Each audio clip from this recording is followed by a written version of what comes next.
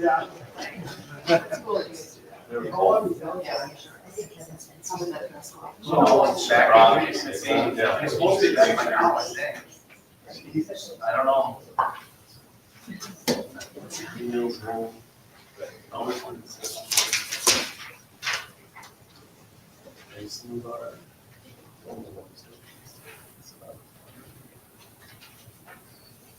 Okay, good evening. We'll go ahead and call this meeting to order. I think this is the one meeting a year where I actually call the meeting to order during the reorganization meeting of the school board. So our first agenda item is the seating of newly elected school board members. So welcome to Emily Hines, Michelle Dupree, and Angie Wolf. Thank you so much for your interest in running for the board, and congratulations on being elected. Your 3-year term starts now, so.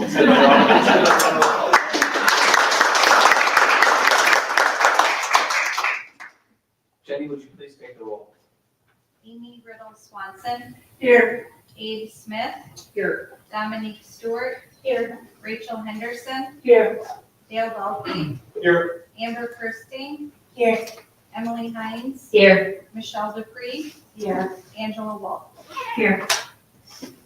Next on our agenda is to elect board officers. We will start with the board president, and then after that, whoever's elected board president will take over the gavel and handle presiding over the rest of this meeting and the rest of the meetings for the next year. There's all sorts of different ways the board can choose to do this. This is the one time a year where board members can use a secret ballot if you would want. But I think what we'll do first is we'll open it up for nominations, and then depending on how that goes, board members can call for what kind of vote you would like. Does anybody object to that idea? Okay, is there a nomination for board president? I would like to nominate Rachel Henderson as president. Okay, so Amy Riddle Swanson nominates Rachel Henderson. Are there any other nominations? Are there any other nominations? Are there any other nominations? Hearing none, I would entertain a motion to make, to make Rachel Henderson board president and cast a unanimous ballot. Is there a motion for that? So, okay. Is there a second? Second, yeah. Motion by Abe Smith, second by Dale Dalkey. All in favor, signify by saying aye. Aye. Anybody opposed? My job is done. Let's give Rachel a round of applause. Thank you, everybody. I am honored and appreciative. All right, now we have vice president. Do we have a motion or a nomination for a vice president? Okay, so that's not inadequate for a volunteer, that's not self-nomination. Any other nominations? Oh, Do you need a nomination or is that sufficient? I think that's fine, self-nomination is fine. Oh, for the nomination. Are there any other nominations for vice president? Any other nominations for vice president? Any other nominations for vice president? All right, then we'll entertain a motion to pass the unanimous ballot for Abe Smith as vice president. So moved. All right, motion by Dale, second by Amber. All those in favor signify by saying aye. Aye. Any opposed? All right, motion carries. Thank you, Abe, for volunteering again. And now we need a clerk. Am I able to make that? Yeah, and you could say who the current. Oh, I'm sorry. If you want. Our current clerk is Dominique Stewart. I would like her to continue, so I'm going to nominate Dominique Stewart as clerk. I'll second that. Okay, we need a second, that's good. Any other nominations for clerk? Any other nominations for clerk? Any other nominations? All right, so do we have a motion to cast a unanimous ballot for Dominique Stewart as clerk? So okay. Emily, second. All those in favor signify by saying aye. Any opposed? And the motion carries. Thank you, Dominique, for your willingness to continue to serve, and the excellent job you just done. And we need a treasurer. Our Our outgoing treasurer was Carl Palmer, who is no longer on the board, so we need a new nomination for someone who would like to be treasurer. If she's willing, I'd like to nominate Emily Hines. Only not. Yes. Alright. Any other nominations for treasurer? Other nominations for treasurer? Other nominations for treasurer? All right. With a motion to cast a unanimous ballot for Emily Hines as treasurer. So moved, Amber. Second. Motion by Amber, second by Dominique. All those in favor signify by saying aye. Any opposed? All right, great. So we have our officers. Next up, we have committee assignments of board members. Can I get? That's later. That's after. Yeah. Oh, I guess. So folks have a list in board docs of the committees that board members serve on. We have the Health and Medical Insurance Committee, high school graduation delegates, the TIF Review Board rep, the CISA Convention delegate, the WASB Convention delegate, Transportation Contract Representative, Quality Improvement Committee, and the Diversity Committee. And you can see the board members who have served on those for the last year.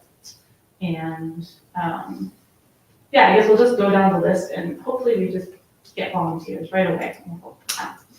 So the first, we have the Health and Medical Insurance Committee rep. That has been held by Carl Palmer for the last year, actually the last 2 or 3 years. Is there someone who would like to volunteer for that?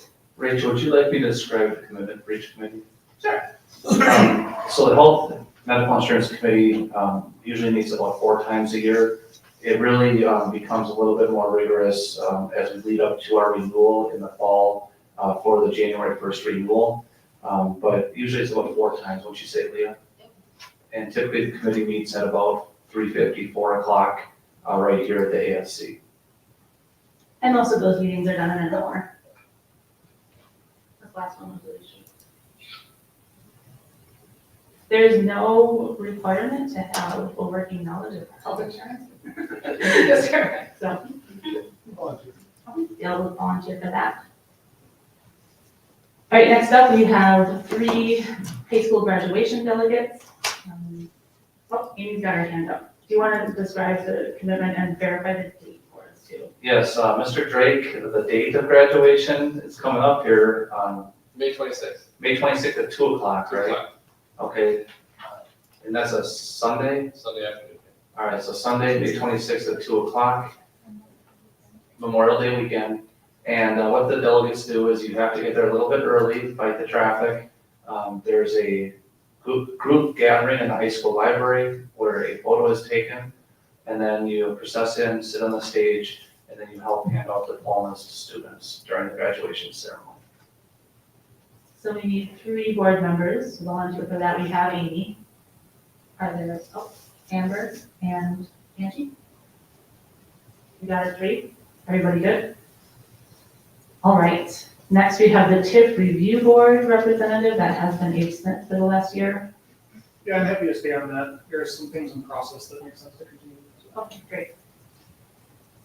CISA Convention delegate, can we get the date of the CISA Convention?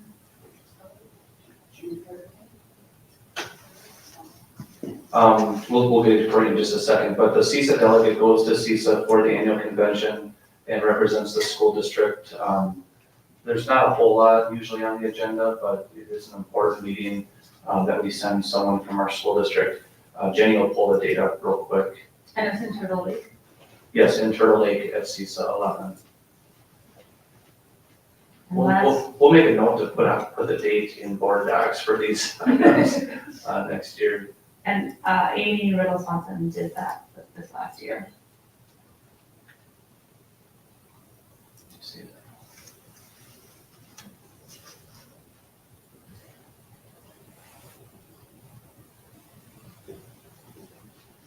Where is that one? Where? Usually the first one is one.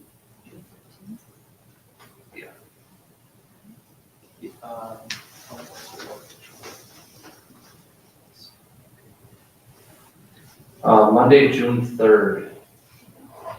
And it does not have the time listed right now. But, Amy, it's usually evening, isn't it? Usually it's like at 6 o'clock or something, but I think they have just some finger foods and then they just have a meeting. It doesn't last very long. Usually you're out of there in like 45 minutes. What they do is they're just electing region directors and then they go, because they do synopsis of, all the things they accomplish and their stuff, and then you get a book with all their, whatever they, all their services that they provide, you bring back to your board. It is June 3rd at 7 PM. Do we have a volunteer for that CISA convention? Nobody wants to do that. You're an expert. All right, thank you, Amy. I guess we'll wait another second if there's anyone. All right. Okay, so for the Wisconsin Association of School Board Conventions, we have one delegate that we send, but we also need to sign up an alternate. The WASB convention is in Milwaukee in late January. And I don't know if we have the dates handy, but the delegate portion of it takes place usually on Wednesday, right? So last year Dominique was our delegate, and G. Skillings was our alternate. Do we have a volunteer for the convention delegate and a volunteer for the alternate? Sorry, January 23rd. You're contemplating. Do you want to describe the experience last year? The experience last year was you kind of go into a room and you hear proposals and you vote yes or no, and you have to listen to people, maybe give an argument for why they're for or against something. So it's mostly a fine, event. Are you volunteering? I'm willing to do it unless someone who hasn't done it would love the experience of it. So, yeah, sure, I'll do it. Thank you, Dominique. Is there someone who would like to sign up as an alternate? I agree with you.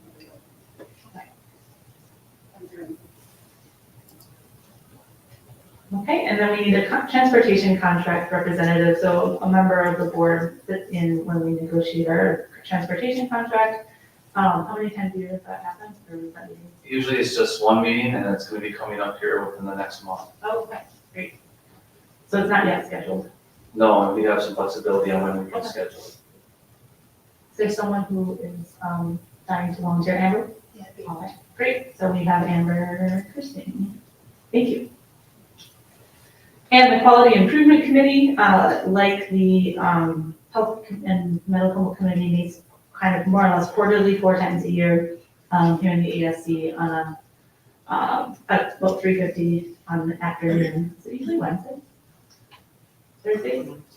Mondays? Okay, sorry. So I've been going. The last 2 years, Abe and I have been the board representatives to that committee. Is there anybody who would like to volunteer for that? Michelle. Michelle would like to volunteer. I'm happy to do that again. Do the new board members understand what that is? So the Quality Improvement Committee, we have a committee that is mostly formed of teachers and other staff. There used to be 2 separate committees, one for teachers and one for hourly staff. It was hard to get enough volunteers to fill them both out, so they've been combined. They bring forward concerns from the different, there's a representative from each building. And they bring forward concerns, but then we also have an agenda that comes from the administration about sort of hot topics and things that are being considered in the moment. So also usually about an hour, maybe those might go a little bit over hour 15. And more or less quarterly. Michelle? Great. And then finally, the diversity committee, we have space for 2 representatives. That was Amy Riddle Swanson and Angie Skillings. I think that also meets about quarterly, is that right? Okay. I see Emily volunteering. Great. For the diversity committee. Oh, did you get that one? And Angie. Okay, and Emily and Angie will just volunteer for the diversity committee. Do you guys have questions about what that committee does? Tony chairs those meetings, and essentially the committee discusses diversity topics and how the school district can continue to work on inclusivity and other diversity initiatives within our schools. How often do we meet? Quarterly. Quarterly. All right, that concludes our committee assignments. Next up, we would have on the agenda to appoint a deputy clerk. So we typically have a motion to appoint Paula Jen as our deputy clerk to take minutes during the meeting. And have you nominate Jenny Driscoll as the deputy clerk?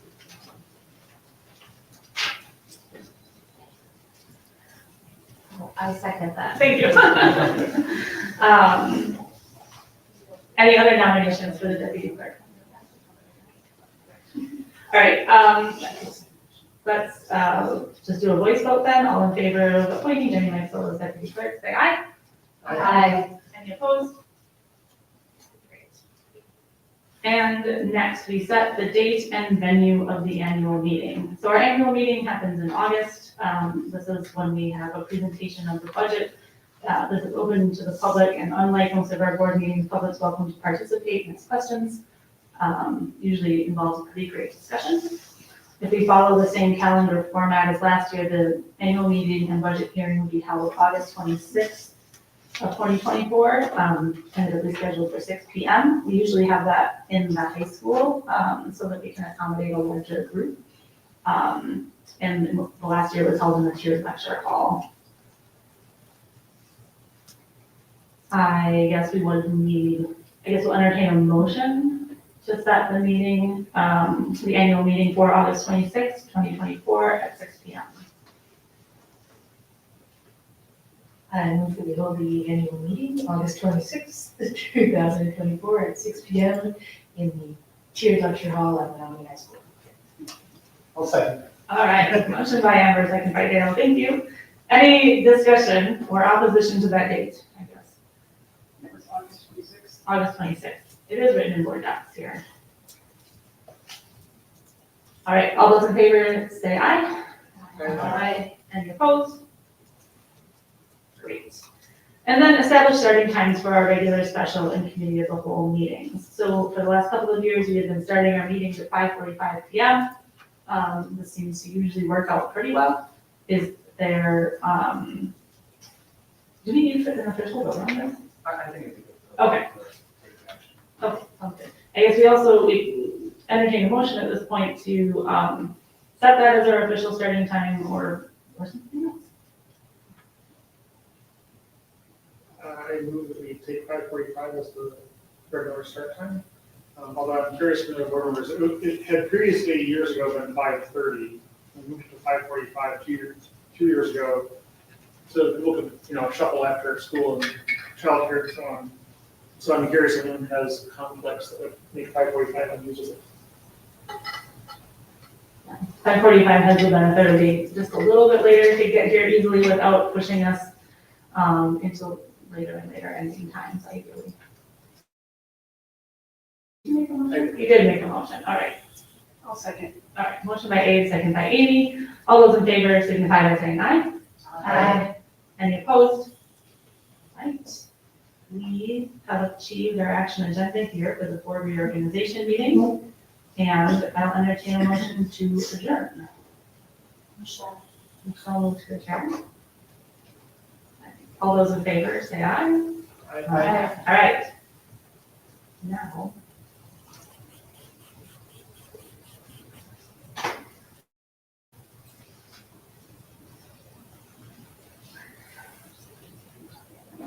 Yes, okay, now I'm getting into the other meeting on board docs. And we'll roll right into our special board meeting, and we'll call this meeting to order at 6:04 p.m. Thank you for being here tonight. Welcome to the special board meeting, April 22nd, 2024. And we'll start with roll call. Amy Riddle Swanson, Here. Abe Smith, Here. Dominique Stewart. Here. Rachel Henderson, Here. Dale Dalkey, Here. Amber Kirsting, Here. Emily Hines, Here. Michelle Dupree, Here. Angela Wall. Here. We have a quorum. I'll stand for the pledge of allegiance. To the flag of the United States of America and to the republic for which it stands, one nation, under God, indivisible, with liberty and justice for all.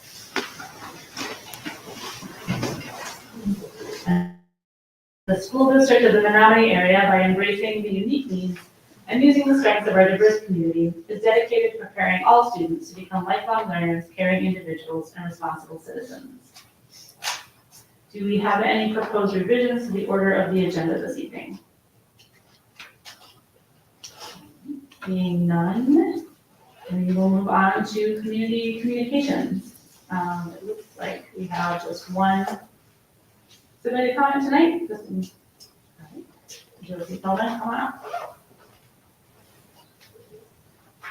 Hi, my name is Josie Tillman and I live in Knapp, which is part of the school district. Dr. Zadowski and members of the board, congratulations to all new board members, Michelle, Emily, and Angela. I speak with concern for the present gender policy plan and the associated guidelines for curriculum, library books, and media in our school district regarding human sexuality.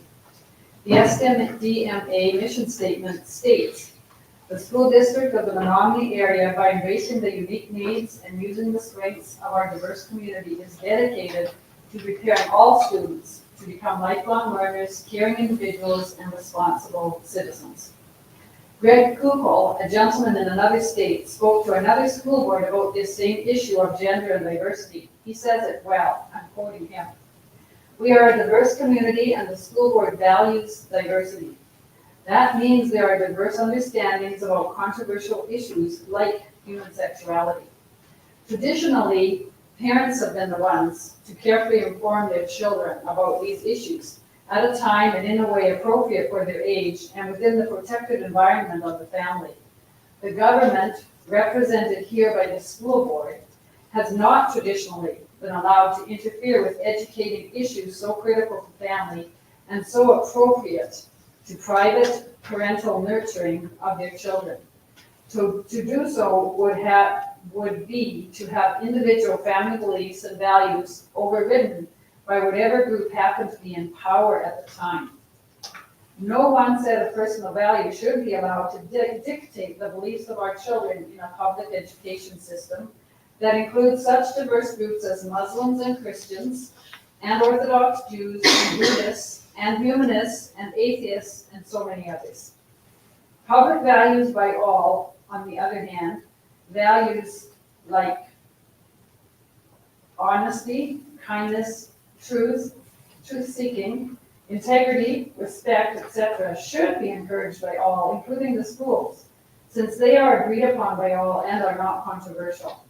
However, contentious and divisive personal views should not be forced upon our children. This is indoctrination and replaces the parent's rightful role. Thank you.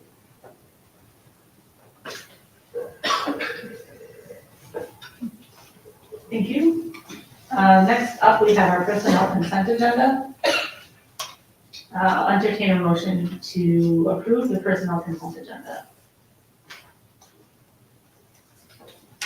So moved, Abe. Second, Dale. Is there any discussion? We have a couple of resignations and a number of new hires, including some positions filled that were difficult and interesting, so yay. Any questions or discussion? If not, let's vote. The new board members, hopefully you've been prepared for this. Your vote will pop up in your docs if everything's working right.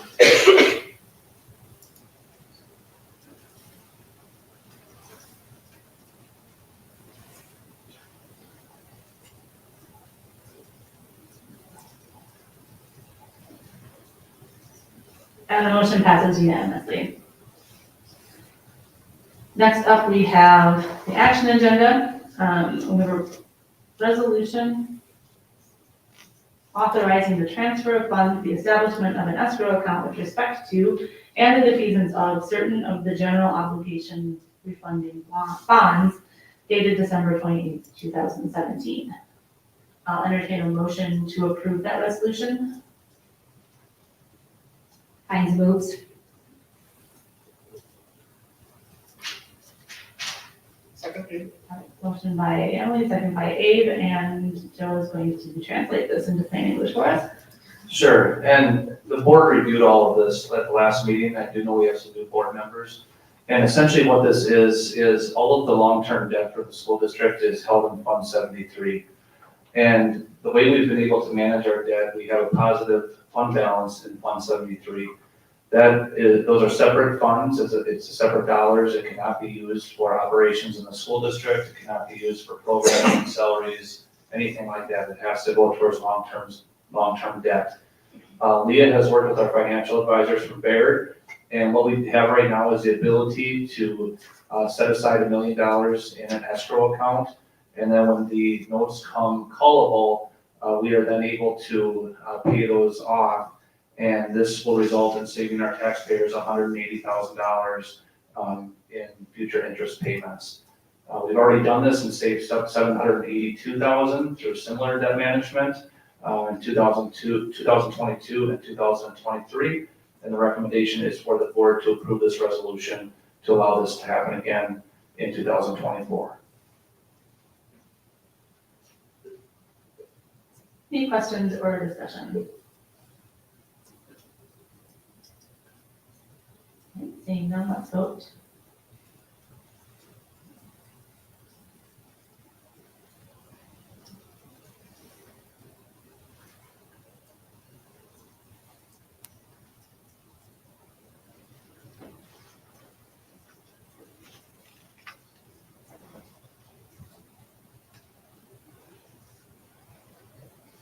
And motion passes unanimously.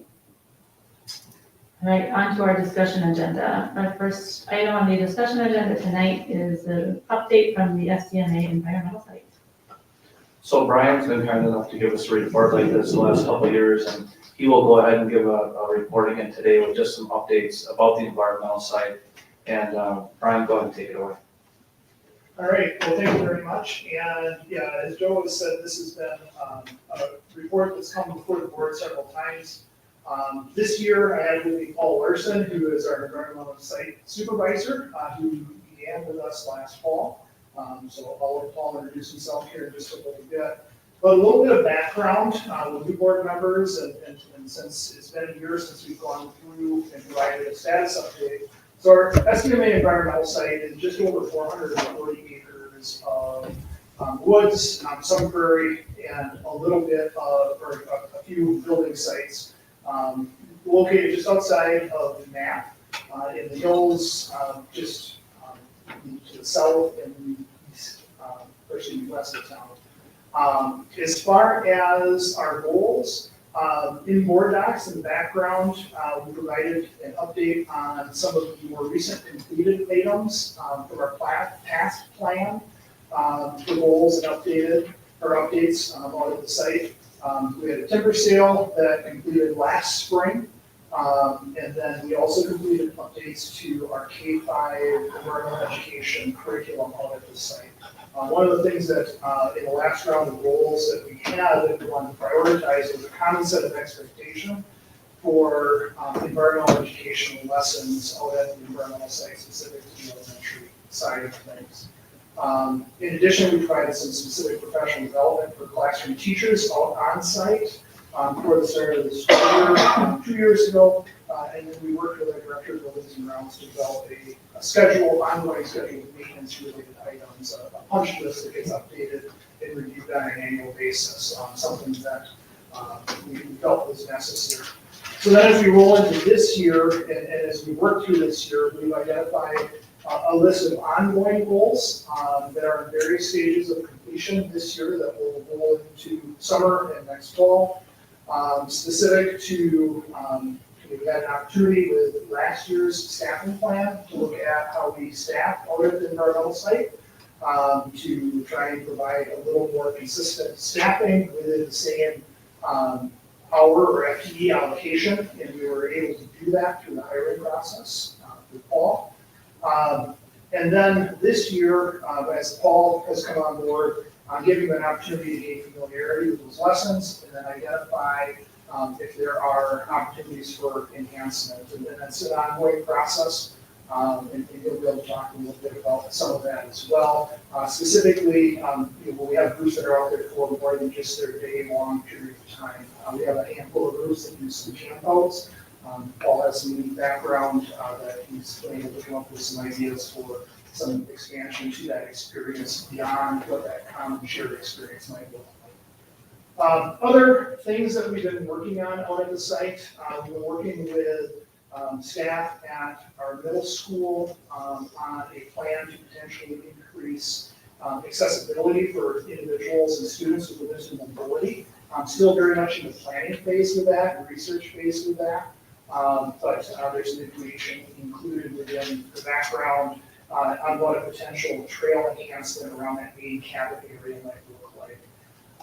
In addition, we had an opportunity to collaborate with the Parks and Rec Department, and we were hopeful for snow this winter. Paul spent a fair amount of time in the fall updating and working on trails, and we talked a little bit more about some of the fun discoveries he's had with that. But with the idea that then this winter, in that partnership, there would be some classes on cross-country skiing. Alas, we had no snow, so better luck next year. We're going to try again, is the goal there. And then in addition, we're going to continue to take a look at site improvements as far as ongoing maintenance, things like that. The unique opportunity that we have at the environmental site is we do have a partnership with the DNR and the DNR foresters. So we manage that site and have timber sales on a rotational basis for different areas and do some replanting as we go forward, which allows us to generate funds to use for ongoing maintenance and projects and some of the instructional opportunities that are out there for students as well. So one of the more recent upgrades that we did out at the site a few years ago, the entrance road needed some repair. So using those timber sales, we're able to help improve access into the site and then some of the maintenance equipment for that. So with that, I'm going to turn things over to Paul to introduce himself and provide just a little bit of background about what he's been doing last fall in this the role members and questions. Thank you. Thank you, Ben. Yes, my name is Paul Larson, and I'm your new environmental site supervisor. A little bit about me. I grew up in the Twin Cities in the western suburbs over there, and when I was in 5th grade, my parents bought some land out south of Nap. And over the next couple of years, we fixed that property up so we could live in it. So in 8th grade, we moved out there permanently, lived there full time. I went to Menomonie High School, graduated from Menomonie High School in 1986. Lived a very eclectic life after that. The first 4 years, dropped out of 3 different colleges, got married, worked many different jobs, doc, supervisor, was a private investigator, spent 11 years as a stay-at-home dad, 23 of those years as a firefighter on 2 different departments, spent a couple summers working with NASA down in Huntsville, Alabama. After I was a stay-at-home dad, went back to school, got an associate's degree in science, got a bachelor's degree in earth sciences, and then got a master's degree in science education. The last 8 years of my career I spent as the planetarium director for Rochester Public Schools down in Rochester, Minnesota. 2 years ago, I retired from that and am building my house on the land that my parents bought 45 years ago. It just so happens that land is adjacent to the environmental site. So the environmental site has been my backyard since about 5th grade. And this is kind of a full circle moment for me, coming back and doing this. About 3 years ago, when I was considering retiring, I contacted the school district to see if they had a part-time summer job mowing grass in the environmental site. Last year, my next door neighbor showed me a posting for the environmental site supervisor. I applied for that position and here I am now.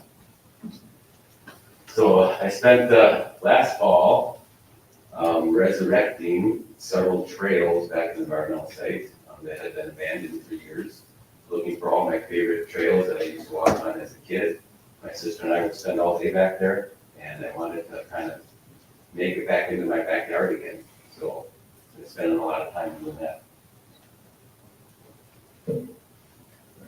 So, goals for the site included in the background, like I said, we have a list of ongoing work in progress that over the next year we'll be working toward. And the intent is that this is something that we'll continue to review on an annual basis. One of the major goals that we had this year was to take a look at a review of goals that had been set several years ago and update those. And ultimately what this has transpired into now that we have it's staffed in a way that allows us to have more consistent on-site supervision when groups are out there and support for the site. We're able to move into more of an annual update of these goals. So this is a document that will continue to evolve as we complete tasks and we review those on an annual basis at the department level and kind of move forward. But again, you can kind of see in the background, the site boundaries are listed in one of the maps, and then the second map is that potential for that mobility trail. Feedback we received so far from staff who have been out at the site both in the fall and during this spring is that they're very happy with the progress that's being made out of the site. The flexibility that they have for scheduling. One of the things that we are taking a look from a staffing standpoint, Paul is on site 3 days a week, which is a shift. Before we had a little bit of time each day, but not a full day, and Fridays. So staff has been very receptive to that. We're taking a look to make sure we've got the right fit of days as far as availability, and we'll continue to do that. So with that, we'll go ahead and open things up for questions if anybody has. I was really curious looking at the plan document. The second row, I think, is really key. Review environmental education lessons to identify areas of need of possible update or enhancement. I think there's so much potential with that site for really thorough ecology science education. And I'm curious, you don't have to get into great detail, but just kind of curious, kind of what you're thinking along those lines of how to really make the most use of that site for our students. So I'll start and then hand things off to Paul. Might be able to provide a little background on one of the areas that he's working on. As I shared in the beginning, we spent time to go through specifically at the elementary level and make sure that we had a common set of experiences for students. And what we found was it was very dependent upon which trip you took out there, which classroom you were there, and from a consistency standpoint, that was the area of concern that was identified the last go around. But what we found is we do have some groups that spend more time out there. So we have that base experience, but this last year we had an increase in the number of people who reached out to ask about a camp out overnight. We're spending more time specific to a class. So like Paul had said, one of the things that he was doing was going through and taking a look at some of those trails. And if you want to talk a little bit about the geology, use my example. Oh, sure. There's a trail up there that's identified as the geology trail. And it's something that has been abandoned and neglected for several years. And it was one of my favorite trails. And I spent last fall and spring clearing that trail out, making it more accessible and safe for younger students. And then I built a curriculum. When I was a planetarium director, I had to build a curriculum from K through 12 for every grade level. So I investigated the state standards here in Wisconsin and picked out how different state science standards would apply to the geology trail. And I've come up with a curriculum that can be done either in 30 minutes as just a fun, hike, explore kind of experience. Or if the teacher wants to get really serious and do a very scientific study of the particular trail, I've got it all blocked out with data points and graphs and that kind of thing, so a teacher could really write up a lesson plan and spend a couple hours, like the first half of the day, just exploring this trail and going through different aspects of the trail. And my goal is to, gear that one trail for, second grade, third grade, fourth grade, fifth grade, and then also build new curriculum for other trails and other experiences that can be had at the environmental site. And what I would say is one of the approaches that I really like about the thoroughness that Paul takes when he looks at this is we want to make sure that we have a common experience that allows to go deeper when able. But from a systematic standpoint, Paul is working his way through each of those sets of lessons to identify where that opportunity is, so then that can be applied across each of those. I'm really happy you're here today. It's very appropriate that you're here today. Happy Earth Day to you and to everybody. And I'm really glad to hear that you're encouraging the use with the teachers and making them more familiar with the site. I really think that site is one of the greatest assets of our school district. And hope everybody is aware of that and doesn't take it for granted, but really takes care and appreciates that opportunity.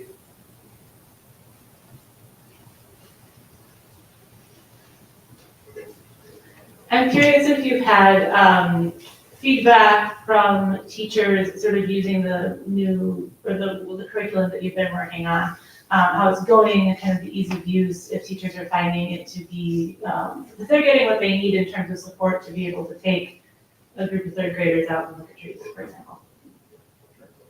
And I can start out, as we updated that last year, it was very much teacher directed while they were out at the site, and we still have some of that, just based on the availability and things like that, when groups decide they want to go.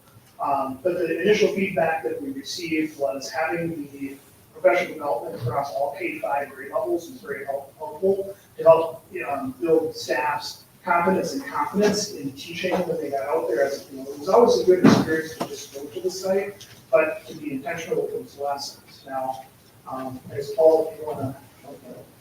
Yeah, my experience last fall, since right when I started was last fall, I would go out with groups, and they had 6 or 7 rotational groups, and all the kids would do something for 30 minutes and then 30 minutes.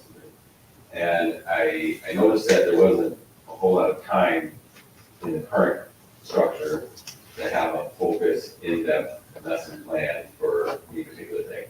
But I think that's because of the experience that teachers have had over the last couple of years, where there hasn't been somebody out there to help guide through different things. So like he said, they would do what they were comfortable with, which was going on a hike with their second graders for 30 minutes, and coming back.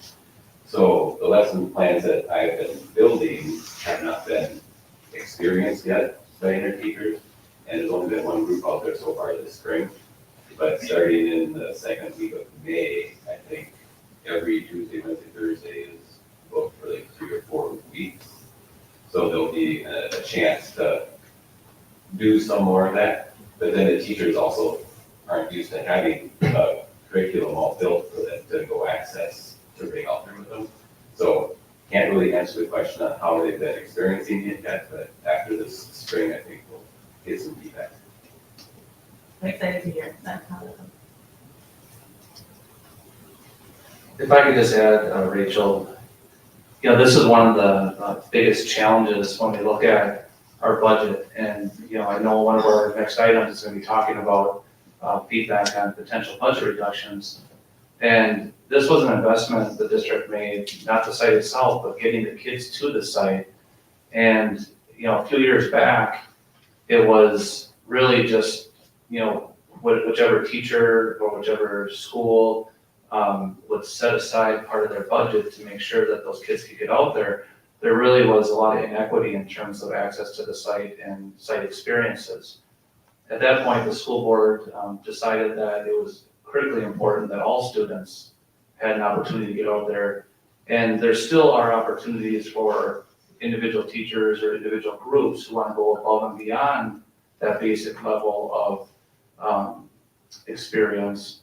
But without that additional budget investment, it's expensive. It's expensive to get that many kids out to the site, even once a year. And, you know, if you look at the list of potential reductions, there's an item there about $35,000 for field trips.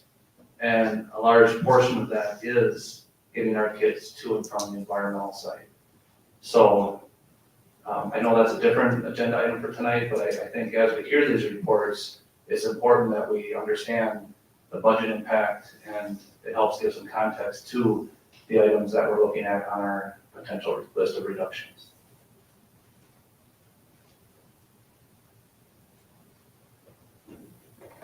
So, I just wanted to ask, with the training for teachers on all of the lessons and curriculum that was created, thank you, I'm sure that's much appreciated. I remember going out there in my beginning years, kind of, what do I do? So, they sent me to the pond with microscopes. But is there a plan in place for, as staff turned over, and new staff come in, continuing that training for the incoming teachers? Thank you for that question. So we take a look on an ongoing basis as to what has been identified and prioritized. The short answer is we don't have it in a PD schedule that has been developed yet at this point. It had been several years since staff had been out, so that is something that we will continue to evaluate.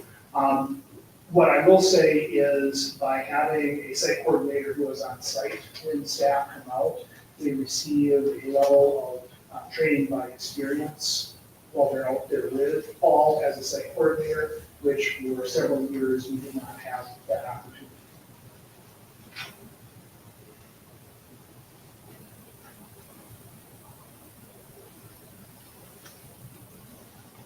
Any other questions for Brian or Paul for additional discussion on the environmental site update? Thank you so much for this update. I am excited to chaperone our field trip up to Menomonie in May. That was in the spring. So looking forward to it. Right, next up on the agenda, we have a quarterly review of the district work plan. So just maybe as a little bit of context for our new board members, every year the school district creates a work plan that's based around our 5 pillars of our strategic plan. And quarterly, we receive updates of this. As you're scrolling the document, there's some color coding. Things in red are ongoing. Things in green are updates. Since the last update. All right. Things in red are updates since the last update. Things in green indicate a goal that's been completed. And I think those are the main colors. And then the blue are links. So I'll let Joe give a verbal update or a summary of what we got here tonight. Thanks, Rachel. You can see that a lot of progress has been made. These goals were set, and I appreciate Rachel's introduction last summer by the board. And we would anticipate for this coming summer doing something similar in terms of creating a district work plan. So I guess that's one thing is, aside from this work plan, board members may want to start thinking about the work plan for next year. And if you have those ideas, you know, if you're like me, you'll get a random idea when you're driving down the road, jot it down so that when we get to the summer, we'll be able to develop this work plan and have it documented in next year. But as you can see, since the last update that was given in the winter, there has been additional progress. And like Rachel mentioned, the progress is noted in red font. Now, I'm willing to spend as much time as the board would like today to go through these goals. I could read them one by one if you would like. I'm happy to do that. I don't know if you want me just to point out the new items, the new progress.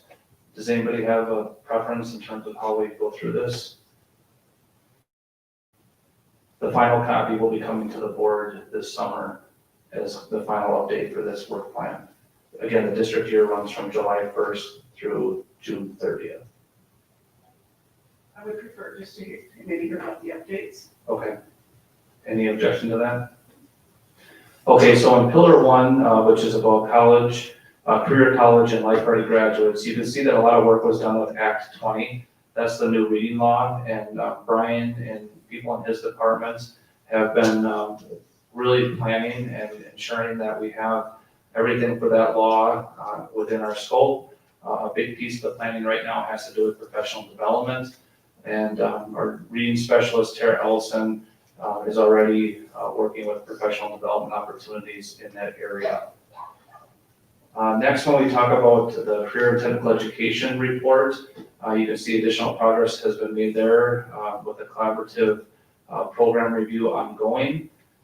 You can also see that the CTE coordinator and assistant superintendent for instruction met in March to review the program recommendations, and that report will be coming to the board before June 30th. In terms of the environmental site, it kind of gets wrapped up in terms of this work plan with the report that you heard tonight. Continuing to scroll down, when we talk about expanding efforts in our education for employment plan for the district, you can see that the middle school staff have launched an updated website housing all of their academic career plan resources. That happened in January. And then 13 Menomonie High School students participated in Wisconsin Educators Rising, a conference for future teachers on March 6th at UW Stevens Point. In pillar 2 about student social and emotional wellness, and stop me if you want to ask questions. When we talk about the goal of having every student being able to identify an adult within the school district they trust, the principals are in the drafting mode of their final reports that will be shared with the board before the end of the fiscal year. Dropping down to our updated tiered levels of SEL instruction and services, you can see that the MLSS team met on February 28th to review the draft progress monitoring protocols that are scheduled for implementation next school year. With our wellness survey and a summary report for the board, we had the second survey window opened in the month of April. So the next step will be gathering those results and then developing the report for the school board. Down in pillar 3, our talented workforce, you can see that under professional development needs, the results from the professional development needs assessment have been collected and reviewed, and then the summary report is attached in the work plan for board members to review. We also collaborated with UW Stout for professional development related to mental wellness. And the annual PD report, again, was shared with the board at the January 22nd meeting, so that item is now complete. In terms of building a positive school climate, it was noted that the high school has expanded efforts with building level recognition, and you may have seen some of the social media posts with staff member of the month programming, and then also staff member social gatherings. In terms of expanding upon efforts to provide professional development, there's a number of items there. I would like to point out that we just had a PD day on April 10th. We also had CPR training for building level staff.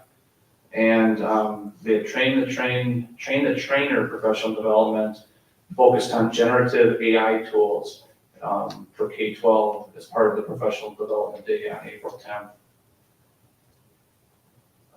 Dropping down into parent and community partnerships, I noted that district response to the referendum results was shared with parents and the community.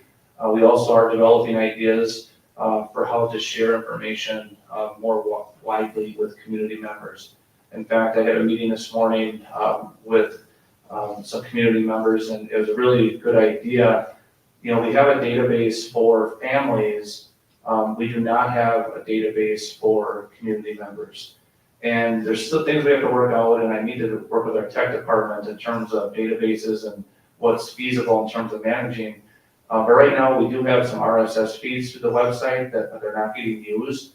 And the idea is when we send out our back to school newsletter, our goal is by the time we get to that point, we are going to have a clear way to instruct people how they could basically sign up for district messages.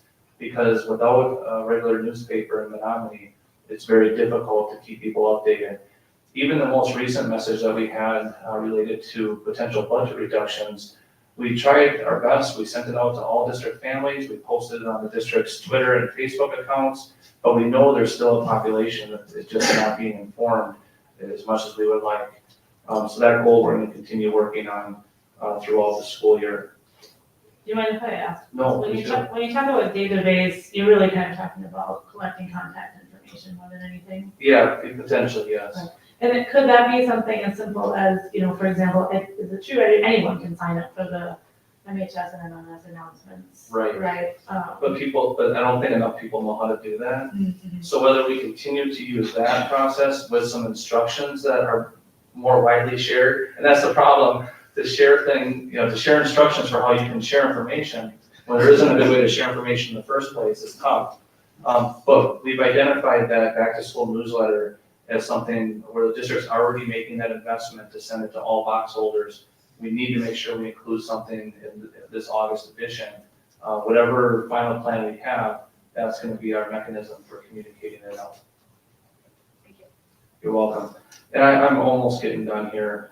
As we scroll down a little bit further and talking about the expanding partnerships, there's a number of great items. This is probably the longest list that we have in the work plan. And the building principals and district directors continue to share examples. Just a couple that I want to point out with the Knapp Elementary pond, and I know Dale was part of this. Wisconsin DNR partnered with Knapp Elementary School for the annual trout release.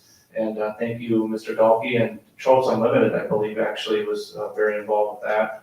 The lock-in committee is hard at work getting ready for the senior lock-in that corresponds with graduation. And then also the city of Menomonie is hosting an Arbor Day event at the high school on April 26th, and that'll include recognizing one of our staff members for all of their efforts. Katie and her team continue to make improvements to the school district website. Parent pages were updated in February. And then in terms of Pillar 5, with the 30-year plan that the board reviewed, that's already completed. There are some additional items related to energy use and energy savings. Steve Thomas, our energy manager, is working on that, and there will be a report to the board before the end of the year. Any other questions about the work plan? I hope you're pleased with the progress. I have a question about Act 20. I keep seeing articles about, that, the governor vetoed this, and then this comes up, and that comes up, and partial vetoes and all of that, and I guess there's a lawsuit or something about that going on, and I was wondering how that's gonna affect Act 20, because if it's mandated, obviously, we want it to be funded. Yeah, and Brian could speak. I'm sure we could spend a whole board meeting talking about this, and Brian, you're welcome to chime in, but it's been very frustrating in terms of knowing that there's a law that we're supposed to follow, and actually Emily could probably speak to it as good as anybody as well. But in terms of providing us with the expectations and then the funding, there just has not been any clear progress being, I shouldn't say any, there's not much clear progress being made. Brian, is there anything you wanted to add? Yeah, I would concur with that, and the only thing that I would add is that, I'm not gonna say it's a daily conversation, but it's probably an every other day conversation between myself and our rating specialist from the school district related to updates as they come and what are the things that we're on track with. One thing that we're fortunate, I have the opportunity to be on the state rating advisory council, so I'm hearing some of the work that DPI has been able to do as far as tentative timelines, but we're as up to date as we can, and I would say we're probably a little bit because of some of those connections that we have in committees we're on. We're getting access to some of the information while it's still in draft form, so at least we have that to know what other next things we need to move on. But the disconnect between the disconnect between the DPI and the state legislature, it is a challenge. So, anybody else want to add anything about that? I was just gonna say, from the higher ed perspective, we have to go through all of our program coursework, and we have to show that we are in alignment with the 9 criteria listed within Act 20, and we have to take out a particular thing called miscue analysis, like MSV. And so as a professor, we are being told what we can and can't teach. And I've been in reading for decades, and not being able to use the word meaning when I talk about reading is like the antithesis of reading, because reading is meaning, right? And so we're having these conversations daily regarding this act. And I don't know if the DPI and the legislation, if we're all in sync at this point. So it's affecting higher ed as well as K-12. Any other questions or comments about the work plan? Well, we'll have another update for you this summer. There's a lot of things up here. Thank you for going through all the highlights. All right. Next up, we have a review the action plan for selecting a broker for a district benefits program. So I appreciate Leah's work in putting this together. Our school district does have a self-funded health insurance plan. We've had a lot of success with that plan, and as you know, some pretty big changes were made for the 2024 renewal. And talking through with Leah, we felt it was best to take this opportunity to take a look at all the brokers out there and make sure that the services we're getting are the best value for our school district. It's not that we're not pleased with the broker that we have, but we're always looking to try to maximize the investments that we make. So Leah put this timeline together. Leah, is there anything particular that you want to point out or any questions for her? Sure. I just want to say, we're hoping to have the broker in place by September 1st. Our renewal is January 1st, and we feel that should give us plenty of time to have them in place before our renewal is set. If we can have them start sooner than that, certainly we would be in favor of that, but Any questions for Leah? Okay, so you have the timeline. Thank you. All right, next up, we have a review of correspondence related to the district's budget. So as the information about the budget changes and the potential cut lists were shared out into the community, we included a request for commentary and questions. The letter with that specifically gave my email address and Dr. Zadowski's email address. Some people chose to send messages to more board members than that, but what you'll find in the background of board docs is what had been received to date, and I just double checked my email, so I haven't gotten any more since the meeting started. Specifically in response to the budget letter that was sent out. And again, Joe mentioned this, but that letter was sent to all staff and family members. It was posted online. It's on our website. It's posted to Facebook. It's been in Menomonie Minute and with community. There are definitely people who, are surprised that they just heard about it or feel like it hasn't been getting out as far as it could. And so we're obviously open to suggestions of other places to get that information out. We're very grateful to people who are sharing it so far. So hopefully everyone's had a chance to take a look at the attached messages that we've heard. I want to, I guess as a kickoff to this conversation, I just want to make sure we are careful when we're talking. There are points in some of these letters where particular staff members are mentioned by name, and we don't want to have any discussion about that in open session here tonight. But I guess I'd like to hear what people have as thoughts to sort of all these messages as a whole, or anything in particular that you read. Rachel, do you mind if I just make a summary comment? Oh, sure. And it's a fairly small sample so far, and we're also trying to do some targeted communications, reaching out, especially to some people who are pretty active and involved during the referendum time period leading up to the referendum vote. And this is not the end of this effort, what we've received. Again, this is just a small sample. I do think it's worth noting that I think 2/3 of what we received was, really trying to emphasize, how drastic the cuts may be. And I felt we're, more encouraging the board to look for additional revenue, maybe considering an additional referendum, something like that. Whereas I would say maybe about a third of the comments were, encouraging the board to cut quicker and cut deeper. But again, it's such a small sample at this point.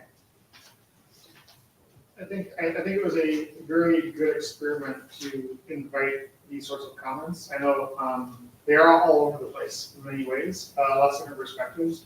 But I think it's exactly the sort of moment we're really going to consider lots of different viewpoints as we balance the priorities we're going to be facing.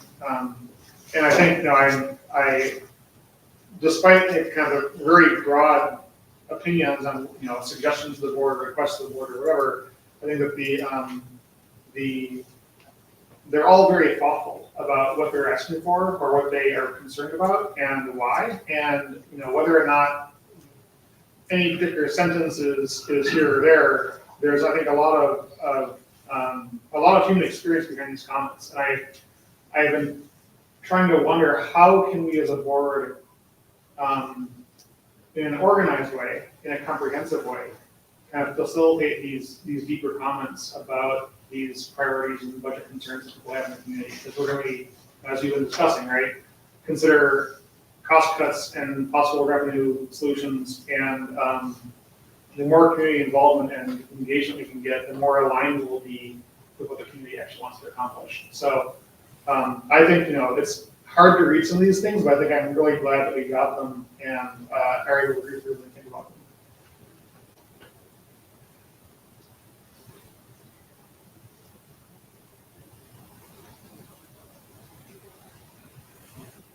Another thing I noticed is that even with some of the discussion about potential cuts that would possibly be supported, I don't think it comes close to balancing the budget.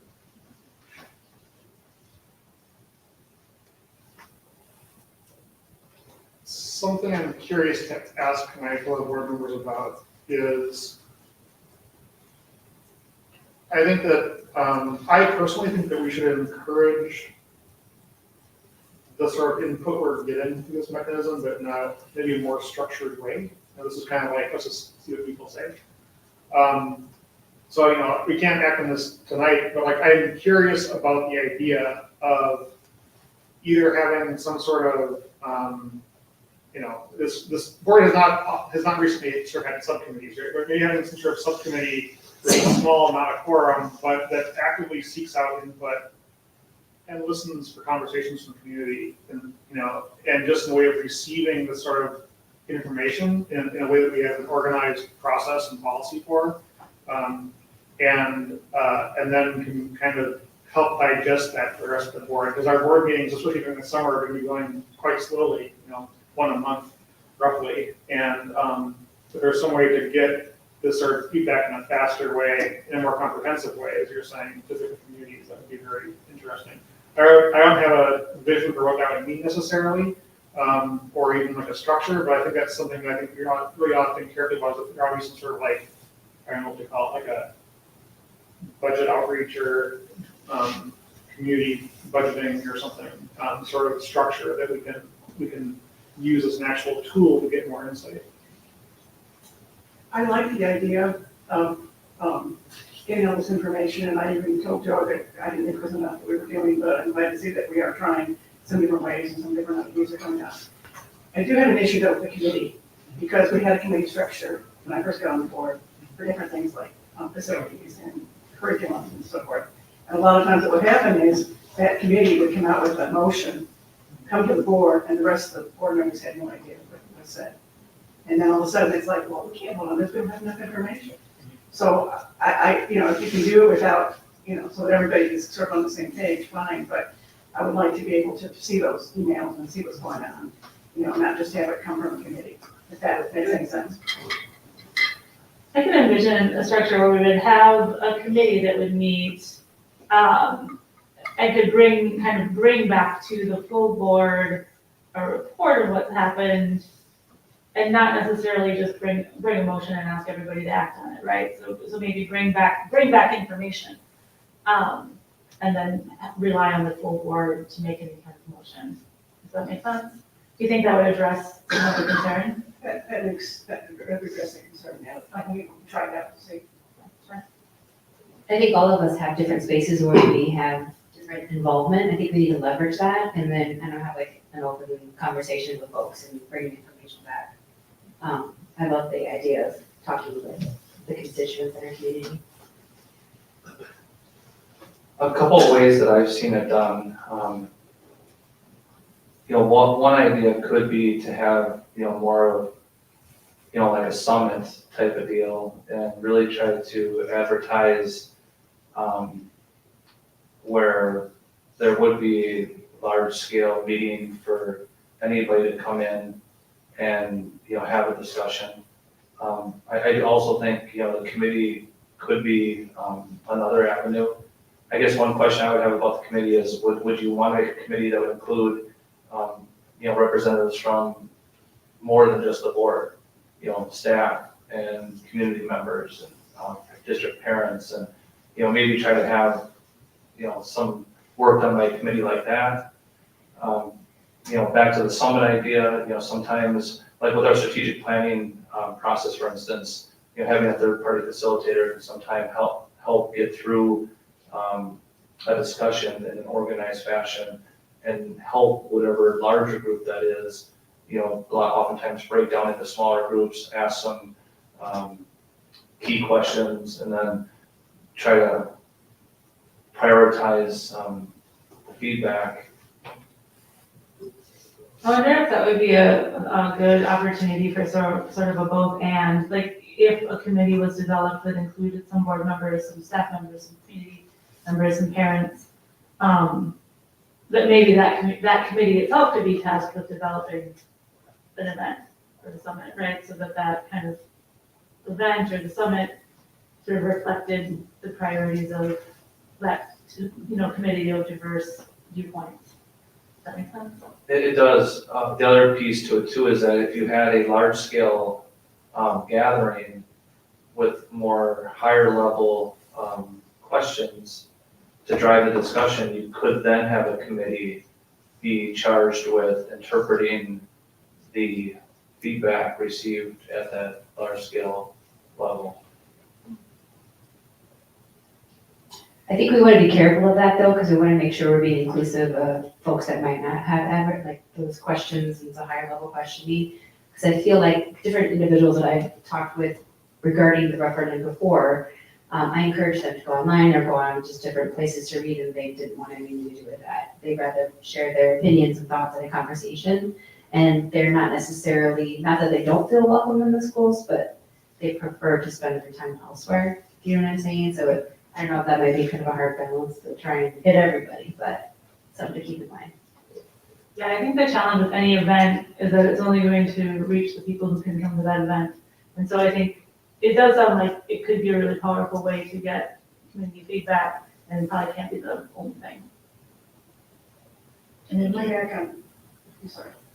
To piggyback on what Emily said, I've been getting a lot of information, just verbal, people calling me or texting me and saying, hey, what's this about this? And, of course I've been trying to tell them, you're supposed to tell Rachel and, or Dr. Zagowski, but a lot of them just want to converge, and so I don't know where that fits in, I don't know if we keep our track of that and send those ideas, or, that's another thing that happens during all this as well. I like the idea of putting together a group that includes some parents and some community members and teachers and staff.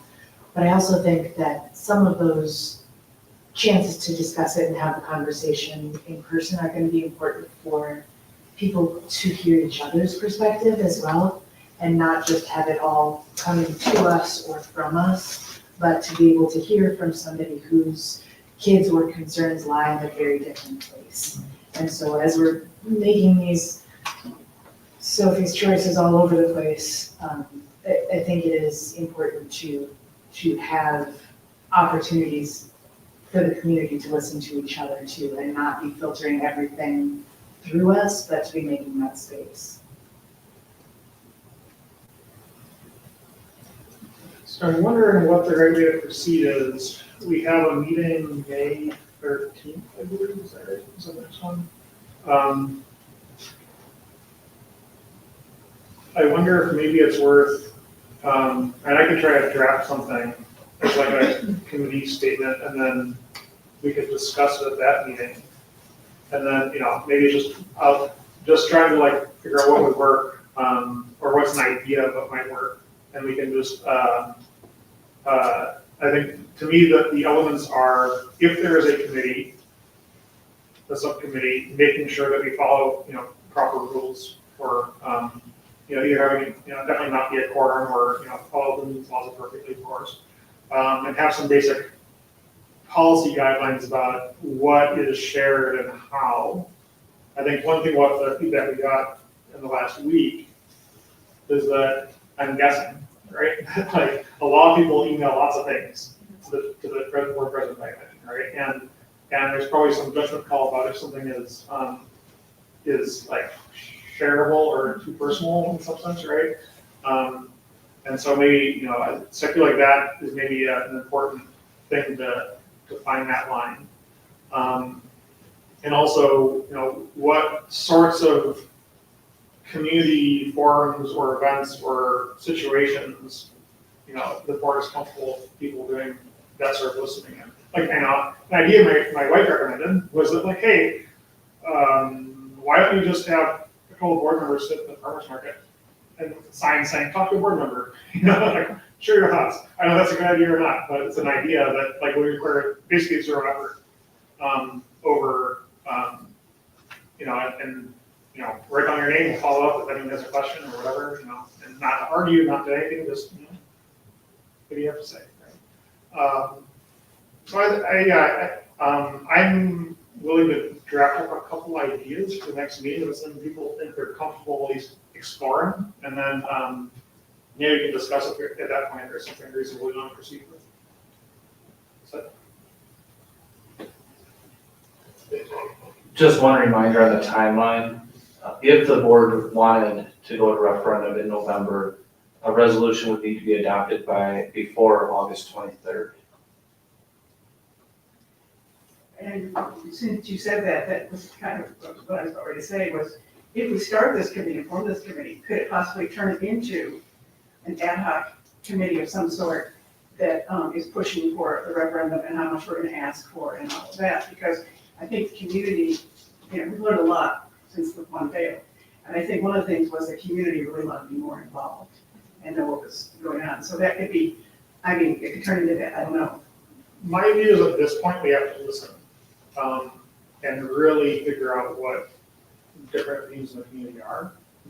I could imagine a future in which we say maybe the case, but I think at this point, at least heading into the summer, I think just with given both the cut list was out there and the February referendum came out the way it did, I think just generally like listening to the community and figuring out what feels possible, both in terms of cuts or in terms of revenue.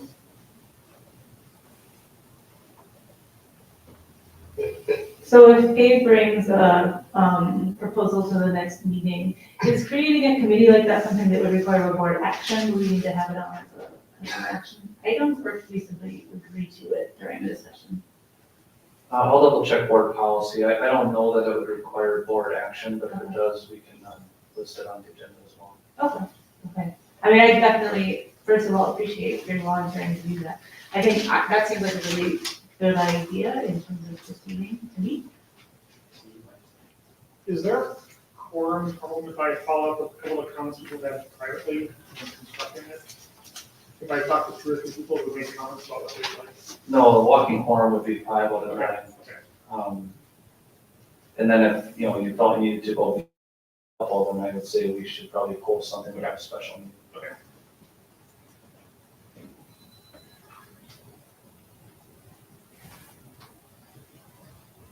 Any other thoughts? Well, first, any thoughts on the idea of coming back in May with it for a discussion about a committee, but also any additional thoughts or questions or discussion regarding the correspondence that's been shared so far?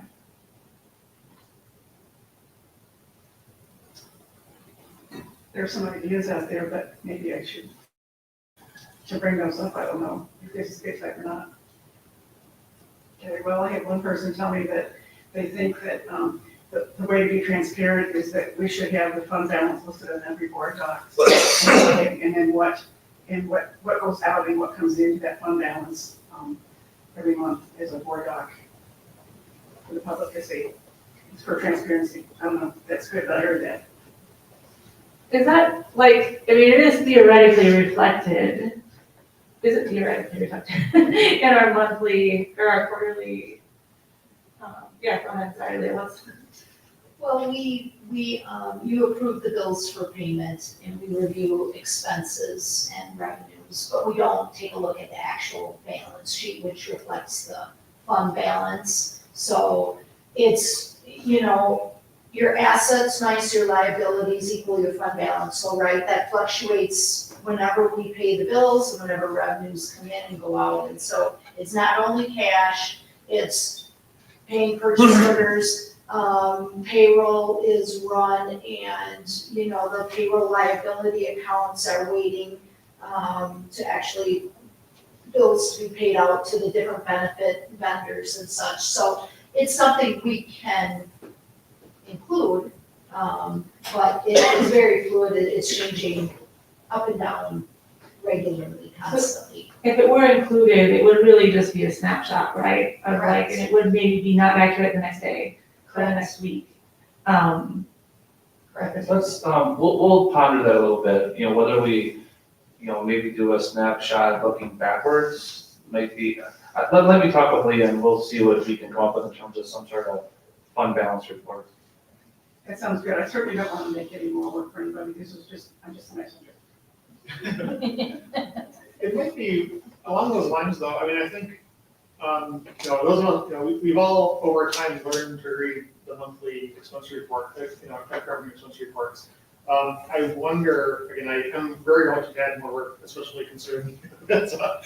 But I do wonder if there's a way to make that more digestible to the public, like even that same report in terms of this format. I don't know. I think it's just in mind, but just because that a lot of the information is really in that monthly report we go over, but it is quite technical. So, If nothing else, maybe a cheat sheet to be developed that would be loaded in with the monthly report to help people interpret it. Not to imply that anybody here needs a cheat sheet, but I also think that, going back to that question about transparency, right? Like if a community member ever asks any of us a question about what's going on currently with the budget, it can be difficult to sometimes find that information or show them that, and having something that's very easy to share would be really helpful.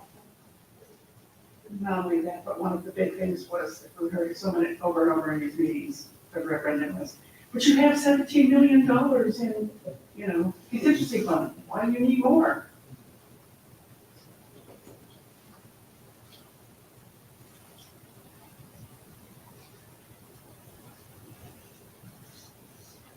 I guess regarding, it seemed like you were sort of asking this question, Amy, in terms of procedure, right? Like the budget letter that went out did list mine and Joe's email addresses. I don't think there's anything wrong with people contacting whichever board member they want to. I mean, you might ask if people are comfortable with you sharing what they've said so that we can kind of all know about it, but I think,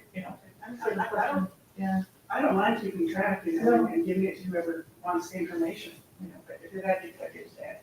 Sure, yeah, just ask each person, like, if you want, are you comfortable with me sharing this with each But other? I'm sure I'm not the only board member that's getting, people talking to them. Sure.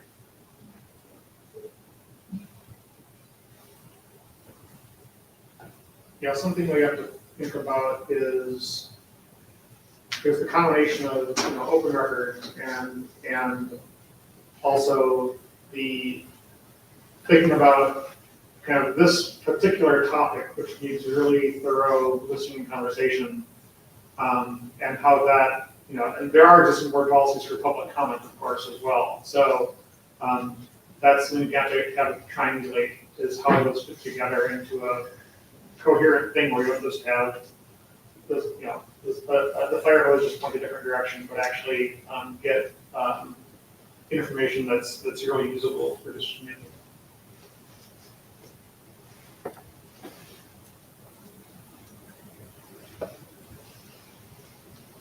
Any more discussion on the correspondence related to district budget?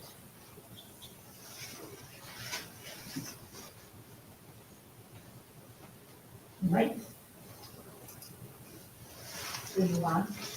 All right. Next on the agenda is a review of extracurricular staff contract requests. Just for the information of new board members, this comes before the board monthly, quarterly, monthly. This is just for information. We don't need to take action on this.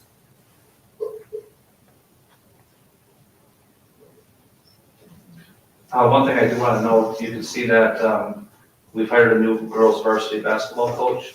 And, there's a lot of good, great coaches that we've hired, but Art Betcher's in the back there, our middle school principal. His daughter Tyra was a star player for Menomonie years ago. And she also played at Mankato and then at UW Eau Claire. Last year, she was the assistant coach at Eau Claire North, and we're very happy to welcome her back to Menomonie next year. Tyra will be working as a physical education teacher at the high school, and she'll be our head girls basketball coach. So congratulations to Mr. Betcher and his entire family, and congratulations to Tyra. Her married name is Tyra Swanson. So that's it. As far as I know, we're not related. Company. But I could be related to Nancy Swanson. Any other questions or discussion regarding the extracurricular staff contract requests? All right. Moving on, we have items related to next meeting dates, board committees and reports. April 29th, the diversity committee meets here at 3:45. So our new diversity committee members can hopefully make that coming up pretty soon.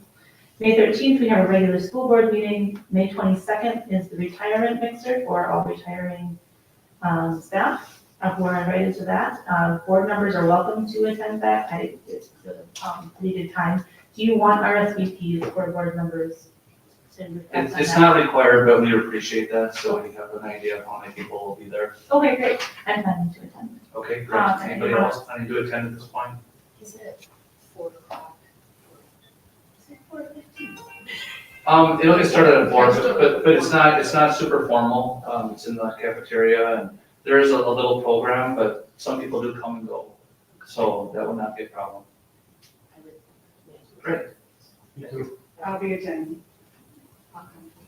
Okay, so we have Dale, Amy, Emily, Rachel, and Anne. And if somebody wants to decide later that they want to attend, you can just email Jenny. May 26th, graduation at 2 p.m. May 27th, Memorial Day, there's no board meeting. I also just wanted to note there's upcoming, I think it's this Thursday, there's the WASB new school board member orientation online that's coming up. And then WASB also has a series of spring workshops, and mostly just letting new board members know this. If there's any events, but in particular WASB events, Wisconsin Association of School Board events, you want to attend, Jenny can take care of registration for that, so just let her know. The spring workshops, the closest one I think is in Turtle Lake, but there's also an online option. Any questions or discussion related to next meeting dates, committees, and reports? All right. So we have a closed session on the agenda. I'd like to suggest we take a 5-minute recess before we move into closed session. So the, No motion. okay, We're recessing. we're recessing.